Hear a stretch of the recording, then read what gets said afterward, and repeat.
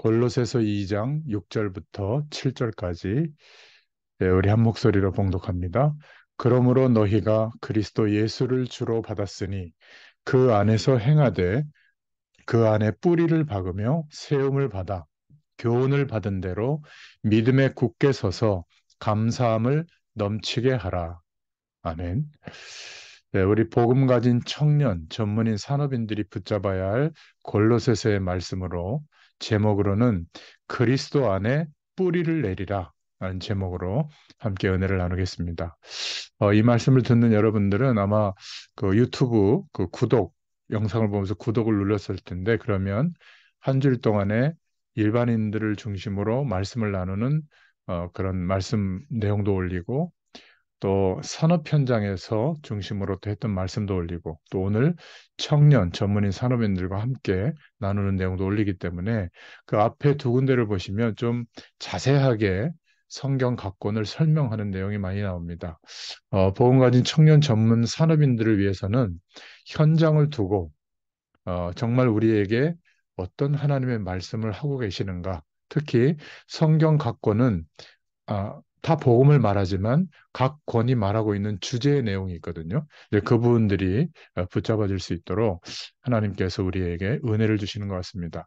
먼저 서론을 보자면 골로새서 4장 7절부터 8절을 참고하시면 저와 여러분들이 매일매일 하나님의 인도를 받는 중에 청년 전문인 산업인들이 어디에 말씀을 붙잡고 하루하루를 인도받으면 좋겠는가 많이 있지만 그 중에 제일 붙잡고 가야 될 말씀이 오늘 골로새서 4장 7절부터 8절에 나오는 두기고와 같은 응답을 받는 겁니다. 저와 여러분들을 하나님이 이 시대에 우리의 현장에 이 복음의 영광을 드러내도록 하나님이 남은 자로 부르신 것을 확신한다면 결국 우리도 하나님이 원하시는 두기고와 같은 응답을 누리기를 원하실 겁니다. 이 두기고는 이름의 뜻이 유쾌함이라는 뜻이 있고요. 정말 현장을 아는 전도하는 전도자였습니다. 그리고 현장의 증인이었죠. 사도행전 20장 4절에 보면 나옵니다. 그리고 에베소 교회, 골로새 교회, 디모데에게 바울의 서신, 말씀을 전달한 굉장히 중요한 시대적 사명자였죠. 에베소 6장 21절, 디모데후서 4장 12절, 골로새서 4장 7절에 보면 나옵니다. 특히 골로새서 4장 7절에 보면 내 사정을 골로새 교인들에게 너희에게 다 알려주리니 이런 말을 합니다. 대부분 어떤 사람에 대한 평가를 얘기하거나 환경과 사건을 얘기할 때 주로 좀 안 좋은 감정이 있으면 그걸 감정을 실어가지고 없는 사실도 보태거나 상상까지 보태서 막 이렇게 얘기할 때 보면 나쁘게 얘기를 하는 경우가 많죠. 그리고 자기는 괜찮은 것처럼 얘기를 합니다. 그런데 이 두기고 같은 인물은 내 사정을 사실적으로 전달할 수 있는 그런 진실한 사람이었던 것 같아요. 그런 표현을 했고 또 사랑받는 형제다. 좀 특별한 의미를 담아줬고 바울이 볼 때 신실한 능력 있는 일꾼이다. 그리고 주 안에서 함께 고난받고 종이 된 자다. 이렇게 표현합니다. 특히 8절에 보면 골로새서 4장 8절에 보면 내가 그를 특별히 너희에게 보내는 것은 이렇게 말하고 있거든요. 중요한 일에 특별하게 뽑아서 두기고를 보내는 거죠. 그러면서 8절에 이는 너희로 우리 사정을 알게 하고 개인의 사정만이 아니라 이 바울 팀이 겪고 있는 여러 가지 사정들을 전달할 수 있는 그런 의미를 부여했죠. 그리고 8절에 그렇게 하는 이유는 우리의 사정을 알게 하고 너희의 마음을 위로하게 하려 함이라. 골로새 교인들에게요. 이 골로새 교회는 나중에도 얘기하겠지만은 바울이 직접 세운 교회가 아니죠. 바울이 에베소에 교회를 세우고 거기에서 일꾼들을 뽑아서 두란노 지역에서 2년 동안 집중적으로 복음의 뿌리가 내려지는 또 현장에 대한 훈련을 시킵니다. 거기에서 훈련받은 제자들이 도시마다 흩어져서 복음을 전하고 교회가 세워지는데 그 중에 한 교회가 골로새 교회였어요. 그런데 이 골로새 교회 안에 여러 이단 사상과 이단의 내용들이 막 이렇게 교회 안에 들어와서 힘들어하고 있다는 소식을 듣고 바울이 감옥에서 편지를 써서 골로새 교회에게 보낸 편지가 바로 골로새서입니다. 로마 감옥에 있을 때 쓴 편지죠. 그래서 우리가 첫 번째로 보험가인 청년 전문인 산업인들이 꼭 기도 제목으로 먼저 붙잡아야 될 게 뭐냐면 나는 어디에 있으며 누구인가? 그냥 먹고 살고 생존하고 세상에서 살아남기 위해서 살아가고 있는가? 거울에 쳐다보고 있는 그 모습이 나인가? 아닙니다. 우리가 지금 무슨 생각을 하고 있는가? 그게 바로 나예요. 그게 내 현주소죠. 만약 저와 여러분들이 이 시대에 우리의 현장에 남은 자로 하나님의 영광을 드러내도록 그리스도로 말미암아 우리를 부르셨는데 여기에 대한 확신이 없고 흔들리고 있다면 그게 내 현주소죠. 응답이 오고 안 오고 상관없이 내가 이 믿음 안에 있으면 그게 바로 나에 대한 정체성이고 내 현주소가 됩니다. 그러면 조그만한 일을 한 것 같은데 너무나 큰 역사가 일어나는 겁니다. 제가 우리 첫째 딸아이를 7살 때인가요? 그때 무리를 해서 제 그때 마음이 좀 뜨거웠거든요. 우리 아이에게 세계복음화라고 하는 세계복음화 일꾼이라는 눈을 열어줘야 되겠다. 참 어려웠을 텐데 그래도 이 아이를 데리고 한 달 가까이 유럽을 갔어요. 근데 이 아이가 지금 프랑스에 가서 살고 있거든요. 참 하나님이 하시는 건 보면요.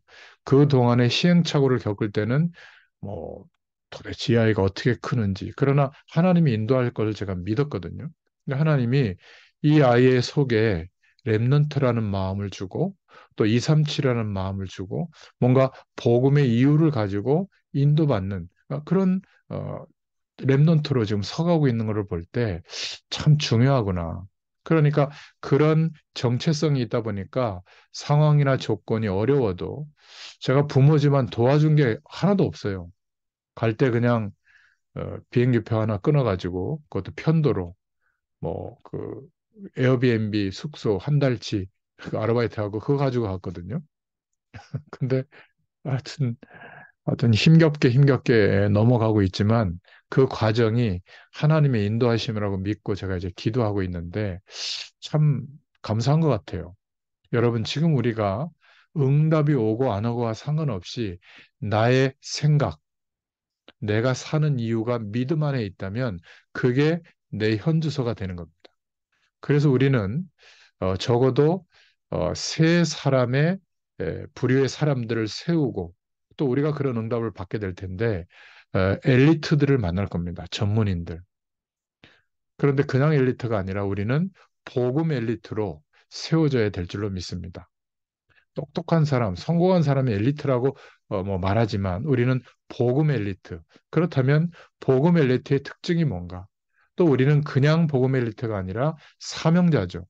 하나님의 영광을 드러내고 전도운동, 선교운동을 앞장설 사명자입니다. 그러니까 사명자가 어떤 존재인가 이해해야 되겠고요. 또 우리를 통해서 다음 세대, 특히 또 하나님이 전 세계 현장마다 남겨놓은 렘넌트들, 남은 자들을 일으키고 세워야 되는데 이들이 겪고 있는 어려움들은 뭔가 이 정도는 이해할 수 있어야 되거든요. 여러분, 복음 엘리트의 특징이 뭔지 아세요? 복음 엘리트는 거창한 건 하는 사람이 아닙니다. 아주 작은 것을 하나님의 큰 축복으로 만드는 것이 복음 엘리트예요. 나는 가정 속에 있는데 한 10년, 20년, 30년이 지나 보니까 그 속에서 세계 복음의 응답이 일어나도록 하는 거. 그렇다면 집에서 살림을 살아도 이유가 있는 거죠. 여러분, 망할 놈들은 큰 축복을 받아도 아무것도 아니게 만들어버리는 특징이 있습니다. 이게 달라요. 아주 작은 것이 있는데 그 작은 것에서 하나님의 큰 축복을 보는 것이 복음 엘리트입니다. 그게 똑똑한 사람이에요. 그런데 모자란 사람은 큰 축복 속에 있는데도 모르죠. 복음 엘리트의 특징 두 번째는 현장을 최고의 기회로 만드는 사람입니다. 이렇게 해외에 있어도 하나님의 말씀과 함께 전도와 선교의 꿈을 꿀 수 있는 그러한 사람으로 하나님이 세우시는데 이렇게 소통될 수 있는 얼마나 발전된 미디어가 있잖아요. 이거를 활용하면 되는데 이게 코로나라고 하는 시국이 없었으면 아마 저는 꿈도 못 꿨을 겁니다. 그리고 자료를 남긴다? 이것도 생각을 잘 못했을 거예요. 근데 벌써 코로나 시국이 시작이 돼서 한참 지났을 때부터 시작했는데 700편의 영상 메시지와 음성 메시지와 교재가 만들어져 있거든요. 참 얼마나 놀라운지 몰라요. 그냥 묵상하는 정도였는데 저의 모든 말씀 운동의 내용이 그중에 한 주일에 4편, 5편을 선별해서 이거를 계속 기록으로 남기고 또 전도 현장에 쓰임 받을 수 있도록 얼마든지 퍼나를 수 있는 그런 도구가 만들어진 겁니다. 아주 작은 거였지만 그 속에 하나님의 축복이 있더라고요. 여러분들은 어떻습니까? 현장을 최고의 기회로 만드는 사람. 이게 복음 엘리트예요. 그리고 모든 일어나는 문제는 전부 하나님의 축복으로 만드는 겁니다. 그럴 능력이 하나님께 있고 우리가 연약하고 부족할수록 하나님은 역사하세요. 우리가 스스로 내가 세계 복음할 사람은 안 된다라고 포기하지 마시기 바랍니다. 이거는 적극적 사고방식을 얘기하는 게 아니에요. 우리의 정체성이에요. 실패하는 사람들을 보면 모든 문제를 전부 핑곗거리로 만들죠. 우리는 만약에 우리 힘으로 해결할 수 없는 환경, 해결할 수 없는 문제라면 바로 그 시간이 하나님이 역사하실 시간이에요. 그걸 믿어야 됩니다. 자, 두 번째로 우리는 사명자들, 중요한 제자들을 이해해야 되는데 바울이 이렇게 말했습니다. 디모데후서 2장 1절에 내 아들아, 디모데를 보고요. 내가 너의 눈물을 알고 있다. 얼마나 복음 때문에 하나님의 영광을 위하여 눈물을 흘렸는지 알고 있다. 또 디도서 1장 4절에 보면 참 아들이라고 표현하죠. 디도에게. 골로새 1장 7절부터 8절에 성령 안에서 너희 사랑을 우리에게 전달한 자다. 디도에게 한 말입니다. 골로새 4장 7절에는 두기고가 내 사정을 너희에게 잘 알렸다. 현장에서 이런 축복을 우리가 누릴 수 있기를 축원드립니다. 그러면 우리를 통해서 다음 세대에게 또 현장마다 또 준비되어져 있는 남은 자들에게 렘넌트들을 세울 수 있는 기회가 오거든요. 그런데 이들이 정말 무엇 때문에 힘들어하냐면 거의 가정에서 문제가 많이 생기잖아요. 부모, 형제에 대한 올바른 이해를 하는 것이 필요합니다. 그런데 요셉을 보면 형들을 가장 잘 이해했죠. 쫓겨날 때부터, 팔려갈 때부터. 그죠? 그러니까 원망할 수도 있었지만은 결국 하나님의 계획을 붙잡고 인도받게 된 겁니다. 다윗이 형들에게 가서 골리앗과 싸워야 된다고 할 때 형들은 이해할 수가 없었잖아요. 그래도 다윗은 이해했습니다. 여러분, 부모와 형제에 대해서 이해하면 부모와 형제가 복음을 얼마나 알고 있을까? 하나님의 배경을 얼마나 누릴 수 있을까? 이것을 알고 있다면 낙심할 일이 없어요. 우리 랩런트들이나 청년들 가운데 오직 예수 말은 하는데 부모나 형제 때문에 상처받는 사람들이 많은 것 같아요. 여러분, 그 상처가 그리스도 안에서 감사로 바뀌지 않으면 절대 영혼은 안 자랍니다. 육신은 잘하는데 나이는 들고 일도 열심히 하는데 영적으로는 믿음이 안 자라요. 상처가 그렇게 무서운 겁니다. 이게 보통 문제가 아니죠. 지식이 잘하고 경험도 잘하는데 영적인 축복은 그대로예요. 이게 참 아이러니한 겁니다. 다윗은 사울 왕을 원수로 보지 않고 기도해줘야 될 영적으로 불쌍한 대상으로 봤죠. 그래서 진짜 다윗이 사울을 위해서 기도한 겁니다. 잘 본 거예요. 여러분, 부부 관계도 마찬가지입니다. 진짜 사랑이 뭔가 우리가 영적으로 본다면 이해할 수가 있는 거죠. 또 우리 랩런트들은 환경을 만났을 때 참 이렇게 두려워하거나 피하거나 따라가기에 급급합니다. 세상 환경을 말하죠. 이 세상 환경은 뭐죠? 나쁘고 좋은 게 아니라 하나님 없이 행복해지고 성공되고 잘 될 수 있는 가능성으로 가득 차 있는 겁니다. 하나님 없어도 된다는 거죠. 그래서 상식적으로는 이해가 되지만 진리는 아닌 거예요. 그런데 벌써 세상에서 또는 사회생활을 할 때 자녀를 키우고 가정을 이루고 나아갈 때 세상을 부러워하고 있다면 벌써 병든 거예요. 하나님이 함께 하시는 이 놀라운 축복은 잘 모르는데 세상이 부러워한다. 세상하고 담을 쌓아야 된다는 말이 아니라 필요하다면 선택하는 수단이죠. 세상의 도구와 내용들은. 근데 반대로 또 세상이 두렵다면 벌써 지고 있는 거 아니겠어요? 또 어떤 사람은 별로 이루어진 것도 없는데 막 세상을 우습게 봅니다. 그건 교만한 거죠. 이루어진 것도 없는데. 세상을 잘 보고 이해하도록 우리부터 세워지고 도와줘야 될 줄로 믿습니다. 두려워하거나 부러워하거나 우습게 보거나 이거는 지고 있는 거죠. 잘못 본 겁니다. 세상은 그렇게 만만하거나 우습지 않아요. 그렇다고 두려운 것도 아니고 부럽지도 않습니다. 하나님이 함께 하시는 힘과 능력을 가지고 세상 속에 있어 보면 길이 보여요. 하나님의 인도하심이 보입니다. 그리고 그들을 치유해야 될 이유와 내용도 회복되게 되는 거죠. 세 번째로 우리 랩런트들이 겪는 어려움이 특히 해외 현장에서는 교회 때문에 시험 들 일이 참 많습니다. 심지어 중직자도 막 시험 들죠. 여러분, 그런데 여기서 꼭 기억하셔야 돼요. 완벽한 교회란 없습니다. 지구를 떠나서 영원한 천국에 가야 완벽한 하나님의 나라가 이루어지죠. 근데 그런 사람은 교회를 자꾸 원망하는 사람은 천국 가도 시험될 가능성이 있죠. 교회는 많은 사람들이 모자란 사람, 부족한 사람, 이런저런 사람들이 모여서 하나님의 은혜를 받고 하나씩 빌립보서 1장 6절에 있는 것처럼 이루어져 나아가는 겁니다. 그리스도의 축복으로. 이렇게 이해돼야 돼요. 교회는 사도행전 1장 1절부터 11절 하나님의 약속이 성취되는 장소예요. 그래서 교회를 쉽게 보면 안 됩니다. 교회는 교회의 머리는 그리스도세요. 하나님이십니다. 그러니까 내 주장대로 막 하는 것이 교회가 아니에요. 그거는 너무 교회를 모르는 거죠. 사도행전 2장 1절부터 13절에 교회는 세상 사람들이 보는 것과 달라요. 왜냐하면 성령께서 역사하는 현장이기 때문에 그렇습니다. 그래서 교회는 하나님의 말씀을 성취시키는 아주 중요한 곳이에요. 몇 명이 모이더라도 마찬가지입니다.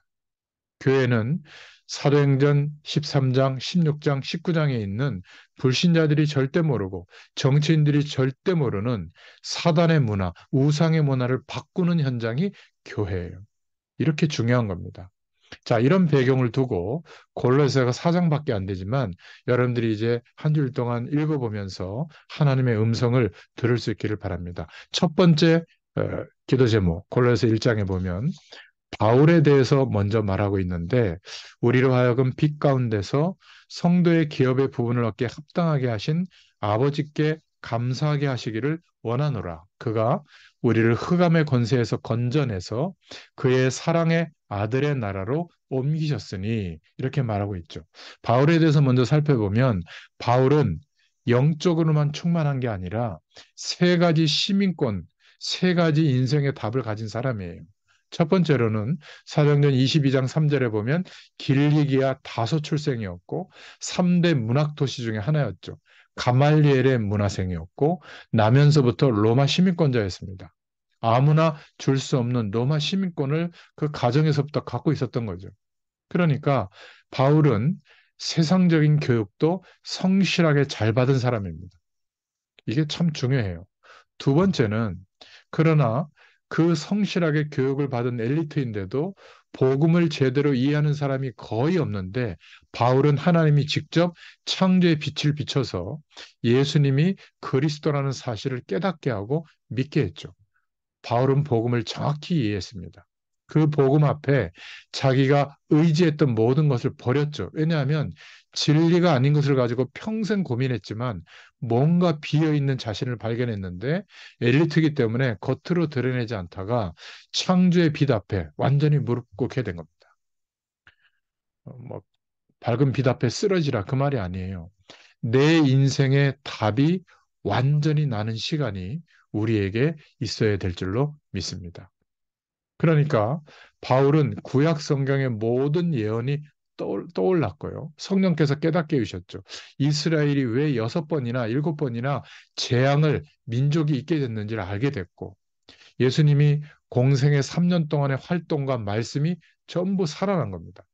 얼마 전에 돌마다 죽었던 증인으로 섰던 스데반의 얼굴도 생각나고 구약을 잘 알고 있던 바울은 여기에서 완전히 무릎 꿇고 그리스도 안에서 답을 낸 겁니다. 그리고 사도행전 9장 15절에 보면 하나님께서 모든 나라를 살릴 제자로, 이방인들과 임금들을 살리게 할 제자로 하나님이 선택하셨죠. 그리고 사도행전 11장 25절 26절에 바나바를 통해서 1년 동안 안디옥 교회에서 제자 훈련을 받게 됩니다. 그리고는 사도행전 13장 1절부터 4절에 영적인 훈련을 받고 성령의 보내심을 따라 선교사로 파송받은 겁니다. 큰 목회를 이룬 게 아니라 마지막까지 인생 전체를 통해서 하나님이 원하시는 전도를 찾아서 순교하면서까지 인도받은 전도자였습니다. 평생 사도행전 13장, 14장, 16장, 17장, 18장, 19장 여기에 보면 일곱 지역을 순회하면서 3차 순회 전도를 하면서 생을 마감하죠. 그리고 로마서 16장에 세계복음할 하나님이 붙여주시는 로마서 16장의 제자들과 만남의 축복을 누렸습니다. 바울은 오직 십자가와 부활과 하늘 배경, 보좌의 축복의 사상을 가진 사람이었죠. 대표적 성경 구절을 제가 거기에다가 적어놨습니다. 고린도전서 2장 1절부터 10절, 고린도전서 2장 15절, 15장 3절부터 5절, 빌립보서 3장 20절 그 내용이죠. 모두가 이런 목회자가 되어야 되냐? 그 말이 아닙니다. 우리의 생각이 굉장히 중요합니다. 불신앙으로 가는 게 있고 신앙으로 가는 생각이 있어요. 우리가 인생의 시기를 지나가 보면 생각한 그대로 와 있거든요. 제가 우리 이창현 권사님 만났을 때 그때 참 이분은 정말 복음의 능력을 소유하고 포기하지 않고 인도만 받으면 하나님께서 크게 쓰실 분이구나 이렇게 생각을 했어요. 그때 만났을 때 굉장히 어려웠을 때거든요. 처음에 만났을 때. 근데 지금은 어려운 환경 속에서 베트남에 있는 것 같지만 벌써 총지배인 과정을 이수하고요. 뭔가 그 다음 단계로 하나님이 인도할 계획 속에 있거든요. 이 눈을 뜨고 보면 거기에 계속 있어야 되는 것도 하나님의 뜻이 아니에요. 하나님이 적절한 시간에 또 하나님이 새로운 문을 여신다고 이렇게 생각하시면 오히려 기대가 되면 돼요. 상황과 여건은 열악한 것 같아도 성령께서 역사에 나가실 줄로 저는 확신합니다. 이런 믿음의 생각은 지나고 나면 그대로 와 있습니다. 만약 지금 흔들흔들하고 있으면 나중에 인생이 흔들리는 거예요.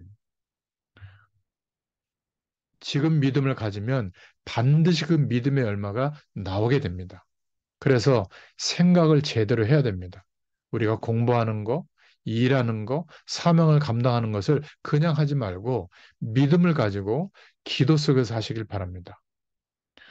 이렇게 우리가 일을 할 때나 또는 공부할 때나 사명을 감당할 때 한 10년 한 것만큼 하면 돼요. 1년 할 때. 세상 방법으로 하면 어렵지만 완전히 복음으로 누리면서 하면 쉽습니다.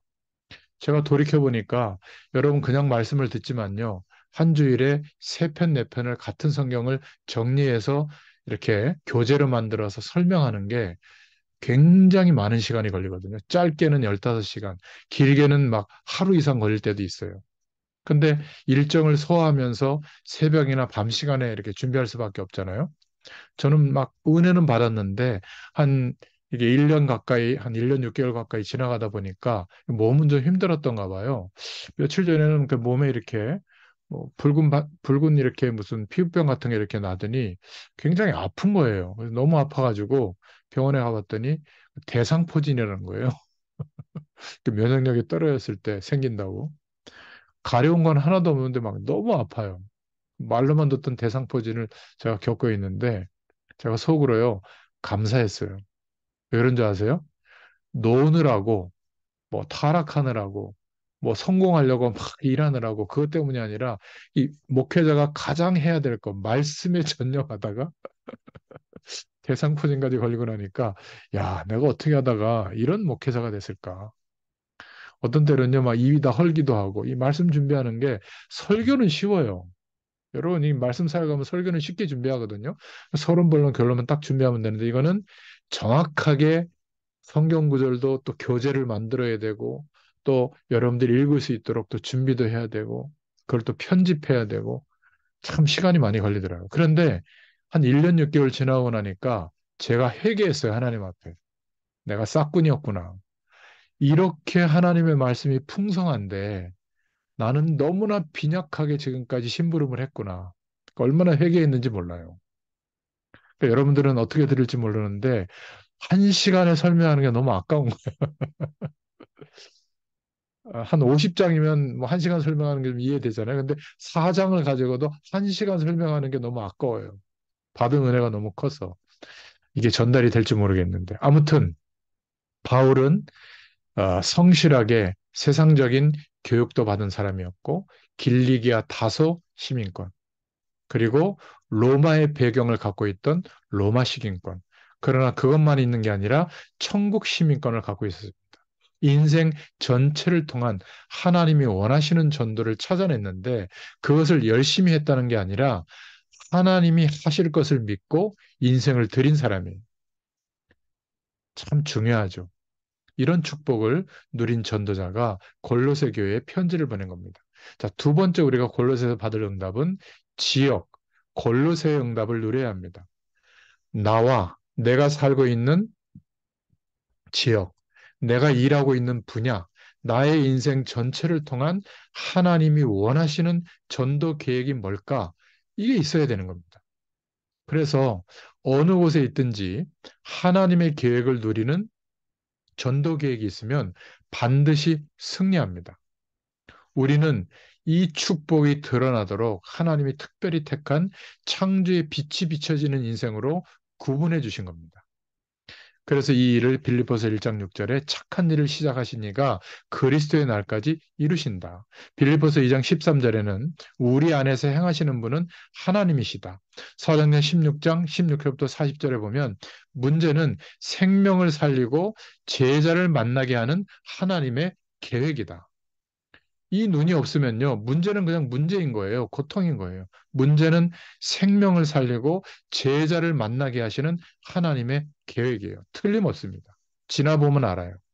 골로새 2장 2절부터 3절에 하나님의 비밀인 그리스도 안에 모든 것이 있음을 발견하게 하실 줄로 믿습니다. 그러면 골로새 3장 1절에 위의 것을 찾는 인생이 됩니다. 여러분, 골로새는 어떤 지역이 있는지 아세요?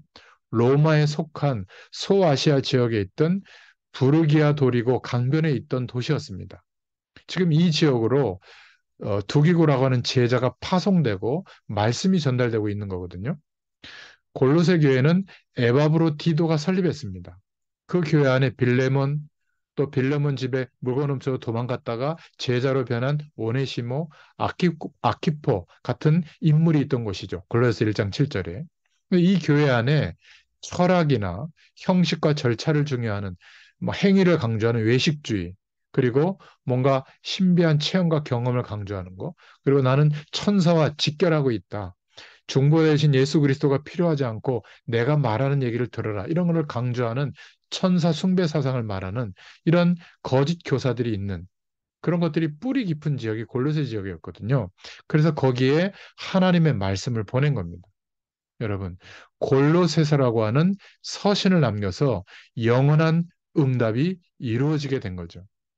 그래서 하나님 앞에 부름받은 우리는 우리의 현장을 어떻게 볼 것인가? 사도행전 2장 41절에 하나님이 예비해 두신 우리 인생을 통해서 역사하실 삼천 제자의 그런 응답들을 어떤 눈으로 볼 것인가? 지금부터 해보세요. 첫 번째로는 내가 아는 모든 사람에게 교수님도, 직장 동료도, 거래처 사람도, 불신자 친구들에게도 나를 알리는 예의가 필요합니다. 내가 사는 이유, 나는 오늘에 임하는 이유, 이 일을 하고 있는 이유, 그냥 막 얘기할 수는 없지만 중요한 시간이 되면 나를 알리는 예의를 갖고 있어야 돼요. 그냥 먹고 살기 위해서 시절을 보내지 말고 제대로 축복된 시간표를 가지고 있어야 됩니다. 그리고 우리가 만나는 사람들은 그들의 장점을 찾아내서 우리도 배워야 돼요. 그런 지혜가 필요합니다. 거기서 끝나는 게 아니라 그 사람들에게 하나님이 문을 열어주시면 복음을 제대로 소개하는 헌신이 필요합니다. 그래서 성경적 전도 방법은 의외로 간단해요. 시간과 장소를 정해놓고 지속적으로 이 복음의 가치가 그리스도 안에 모든 것이 있다는 것이 발견될 때까지 말씀 운동하는 겁니다. 제가 하고 있는 것처럼 여러분도 하시면 돼요. 근데 이게 쉽지 않을 겁니다. 하나님이 함께 하시는 축복이 정말 너무 엄청난데 이것을 어떻게 하면 전해줄 수 있을까? 이런 마음이 매일 계속 있으면 아주 쉬워요. 그게 삶의 이유가 되기 때문에 그렇게 될 줄로 믿습니다. 그래서 사도행전 2장 41절에 삼천 제자가 일어나게 되는 거죠. 안 해봐서 그렇지 한번 해보세요. 나를 알리는 예의를 가지고 하루하루를 살아보시기 바랍니다. 무조건 하나님께서 역사하시는 은혜를 경험하게 될 줄로 믿습니다. 저와 여러분은 어떤 경우도 흔들리지 않는 우리의 현장을 살리는 답을 가지고 있어야 됩니다. 전도자는 흔들리는 사람이 아니에요. 자, 세 번째, 감옥에서 보낸 서신이 바로 골로새서죠. 바울이 감옥에 간 것은 로마에 가서 로마 황제 앞에서 왜 유대인들이 초대교회를 핍박하는지를 변증하고 또 로마 황제에게 초대교회에 일어났던 성령의 역사, 복음의 내용을 증거하기 위해서 선택한 것이 감옥에 가는 거였거든요. 그러니까 감옥은 바울에게 특혜를 입고 가는 겁니다. 여러분, 전도자가 어려움과 고난을 보는 눈이 열려져야 돼요. 하나님이 역사하시기 위해서 고난도 허락하시는 겁니다. 전도자가 문제를 당할 때 떠야 되는 눈, 전도자가 위기 당할 때 떠야 하는 눈, 이 눈을 뜨면 감사가 뭔지를 알게 돼요. 노예로 가는 게 아니라 선진국, 강대국, 하나님의 계획이 있는 애굽으로 가는 것이죠. 감옥으로 가는 게 아니라 이 눈을 뜨면 그 안에 와 있는 고급 공무원을 만나러 가는 겁니다. 총리가 되는데 성공이 아니라 세계 선교의 문이 열린 것이죠. 이런 우리의 삶의 문제와 고난과 어려움 속에서 하나님이 주시는 답을 찾아내면 굉장히 많은 축복을 누리게 됩니다.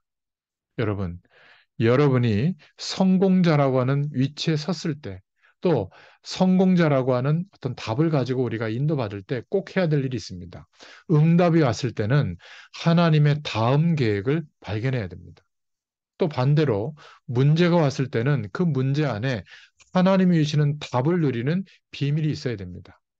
그리고 어디서든지 우리의 하루와 매일과 한 주와 1년과 평생을 두고 하나님이 내 인생을 통해서 역사하시는 작품을 발견하고 남길 수 있어야 됩니다. 그때 가장 핵심되는 단어가 어떻게 하면 이 축복을 내가 알고 있는 사람들에게 알릴 수 있을까? 전도라고 하는 생각을 중심으로 생각해 보면 작품이, 기록이 남게 되죠. 그래서 감옥에 있었지만 바울은 에베소서, 구원과 전도의 비밀에 대해서, 빌립보서, 복음과 환경에 대한 답, 골로새서 최고의 지식은 그리스도다, 빌레몬서는 숨겨진 제자에 대해서 이렇게 네 권의 옥중서신을 남긴 겁니다. 우리는 어디서든지 최고의 업적을 남기는 길이 있는데 오늘 기도로 성령 충만 받을 수 있으면 그렇게 할 수 있습니다. 오늘 하나님이 내게 심령에 깨닫게 하시는 성령의 음성, 말씀을 붙잡을 수 있다면 우리의 마음과 생각이 지켜지죠.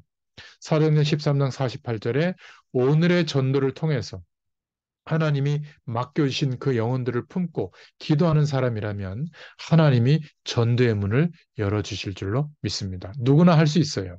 어느 날 이렇게 살아가고 있는데 우리의 삶에 하나님의 역사가 일어나게 되는 겁니다. 그래서 가정 때문에, 직장 때문에, 교회 때문에 흔들릴 필요가 없다. 그 상처를 가지고 있으면 영적인 부분은 절대 성장하지 않는다는 것을 기억하시기 바랍니다.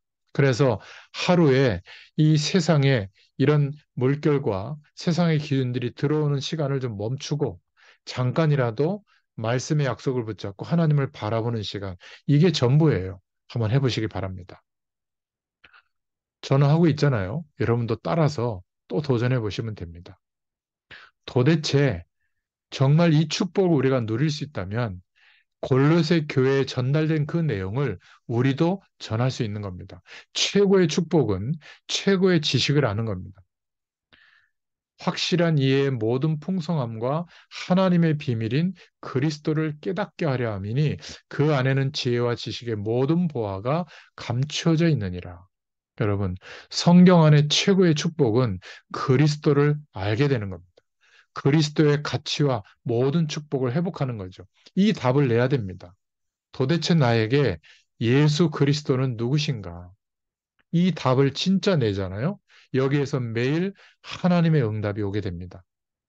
정말 어려움이 와 있을 때는 더 구체적으로 우리 인생과 복음에 대한 답을 내시기를 바랍니다.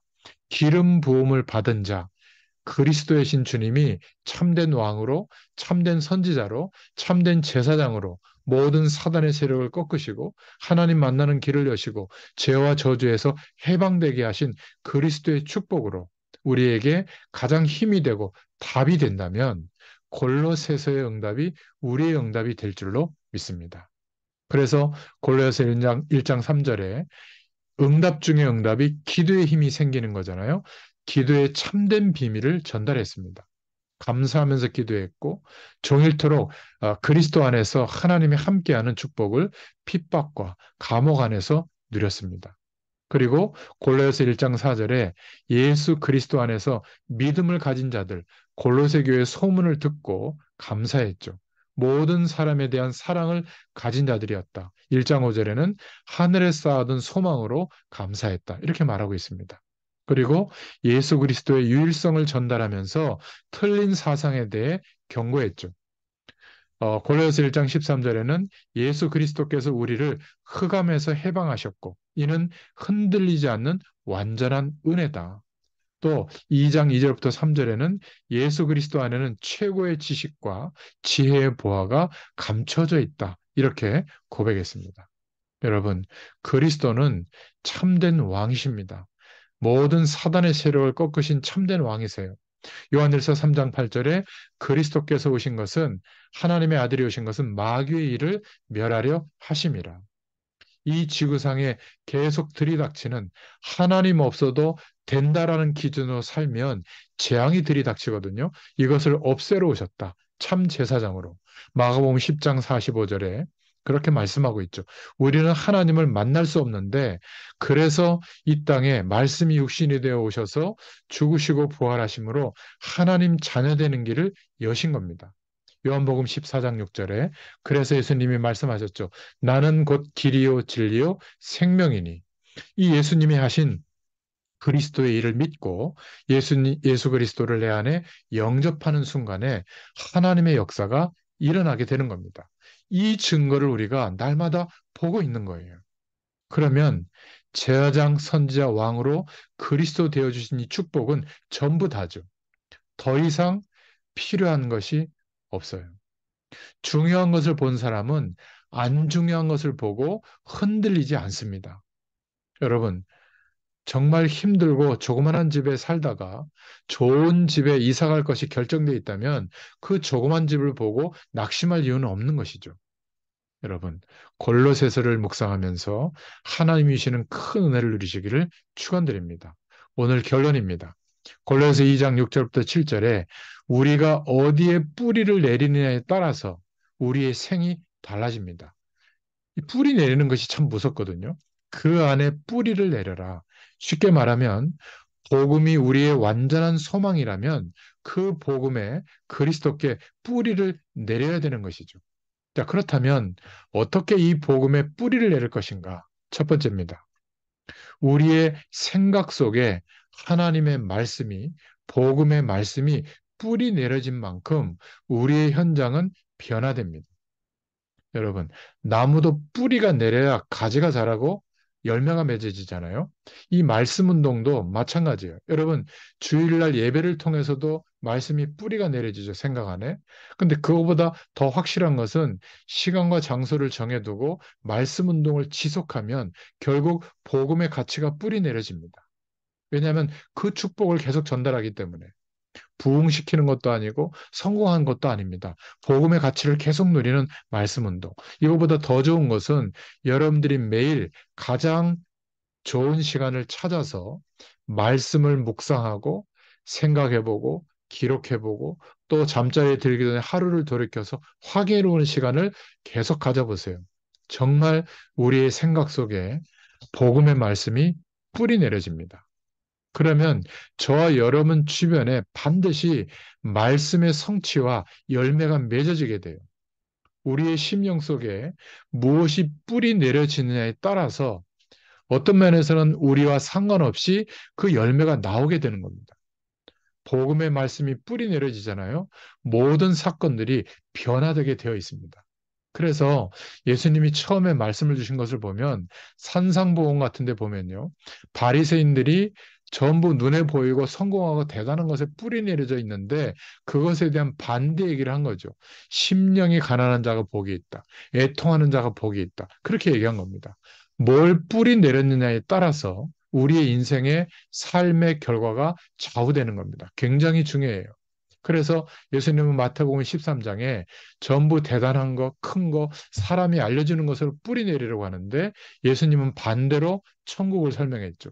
눈에 안 보이는 거, 옥토에 떨어진 씨, 겨자씨, 누룩, 숨겨진 보화 이런 것으로 설명한 겁니다. 여러분, 내가 아무리 잘하려고 노력해도 내 안에 뿌리 내려진 그 뿌리대로 반드시 열매가 나오게 되어 있는 겁니다.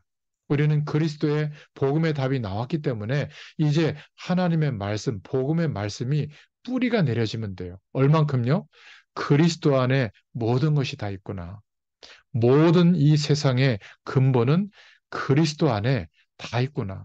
이런 것들이 발견되면요, 달라지게 됩니다. 여러분, 교회에서 예배 드린다는 거 감사함이 넘치게 될 줄로 믿습니다. 현장에서 말씀 운동하는 이유가 바로 여기에 있죠. 뿌리를 내리면 어느 날 저와 여러분의 의견과 상관없이 열매가 오게 돼요. 그래서 죽음도 두려워하지 마라.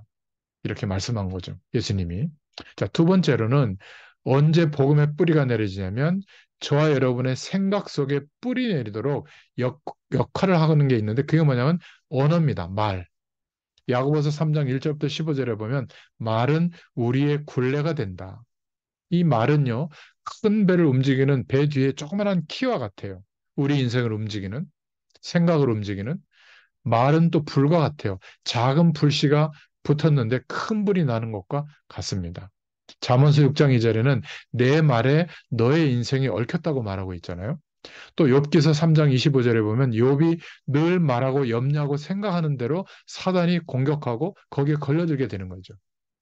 늘 안 좋은 것 생각하고 말하는 사람은 조심하시길 바랍니다. 걸려듭니다. 우리의 생각 속에 뿌리 내린 것은 모든 현장을 그대로 변화시키게 되어 있습니다. 우리의 생각 속에 복음, 하나님의 말씀이 뿌리 내리게 하라. 이거 하는 것이 교회요. 이거 하는 것이 성도요. 이거 하는 것이 말씀 운동이요. 전도 운동입니다. 여러분. 그래서 더 중요한 것은 이 생각 속에 복음의 말씀이 뿌리 내리는 것 중요한데 더 중요한 것은 우리의 속 사람이에요. 다른 말로 하면 잠재의식이라고 말할 수 있겠죠. 생각하는 것을 통해서 나도 모르게 잠재의식에 쌓이는 겁니다. 그러면 내가 내 의지대로 막 할 수가 없어요. 잠재의식이 끌고 가는 대로 끌려가는 겁니다. 그러니까 이 잠재의식 속에 쌓여 있는 것은 내가 부인할 수가 없죠. 사실이에요. 근데 이 잠재의식 속에 쌓여 있는 것은 정신세계와 연결되어 있고요. 또 이 잠재의식은 우주적인 역사와 연결되어 있는 겁니다.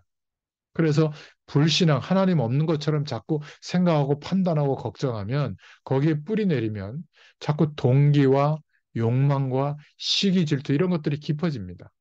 그러면 어떻게 되죠? 어느 날 큰 재앙으로 우리 인생을 덮치게 돼요. 많은 일들이. 피할 수가 없습니다. 그래서 종교적 열심은 망하는 거예요. 하나님 없는 열심은 망하는 겁니다. 신앙은 뭐죠? 하나님이 말씀으로 약속하신 복음의 기준에 믿음의 뿌리를 내리되 복음의 뿌리를 자꾸 내리면 어느 날 내 삶과 노력과 어떤 면에서는 관계없이 하나님의 놀라운 창조의 역사가 일어나는 겁니다. 구원의 역사가 일어나요. 그래서 성경은 복음이라는 주제를 가지고 미래에 대한 설명을 계속하고 있는 겁니다. 이런 은혜를 주실 줄로 믿습니다. 또 속 사람만 있는 게 아니라 우리는 영의 사람이죠. 우리의 영혼 가운데 하나님의 말씀이 임하면, 우리의 영혼 가운데 하나님의 역사와 하나님의 계획이 들어오면 어떻게 되죠? 기도가 돼요. 하나님의 언약과 그 약속을 따라 믿어지는 믿음의 기도가 시작되면 놀라운 역사가 시작이 됩니다. 이때 하나님이 역사하시는 통로가 있는데 그게 바로 성령의 충만함이에요. 성령 충만을 받을 때 하나님의 말씀과 계획과 기도의 비밀이 이루어지게 되는 겁니다.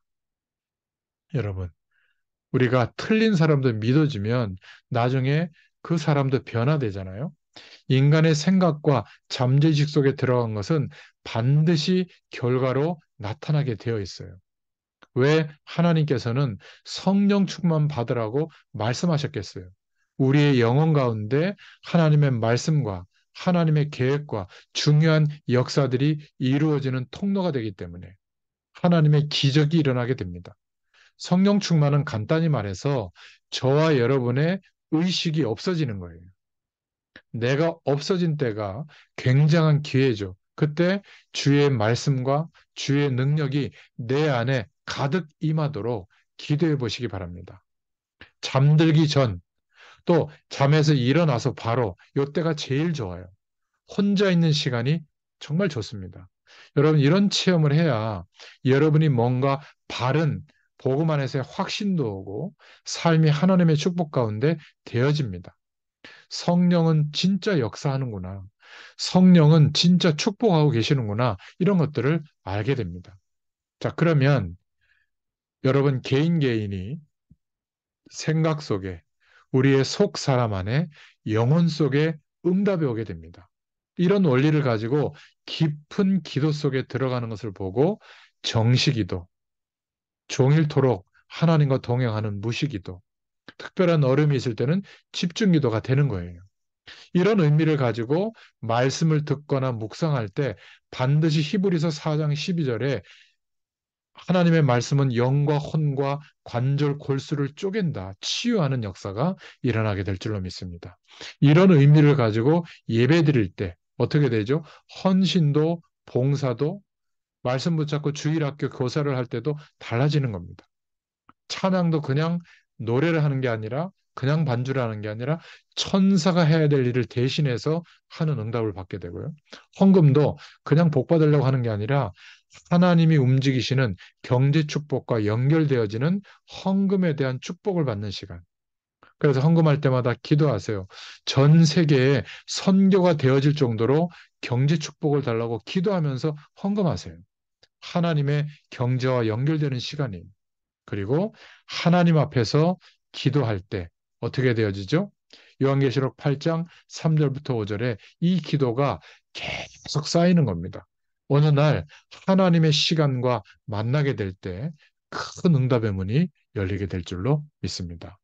저와 여러분에게 골로새 교인들에게 보냈던 편지 속에서 바울의 중심이 고백했던 그 복음의 사실적인 축복과 체험이 우리에게 있기를 예수님의 이름으로 축원드립니다. 기도하겠습니다.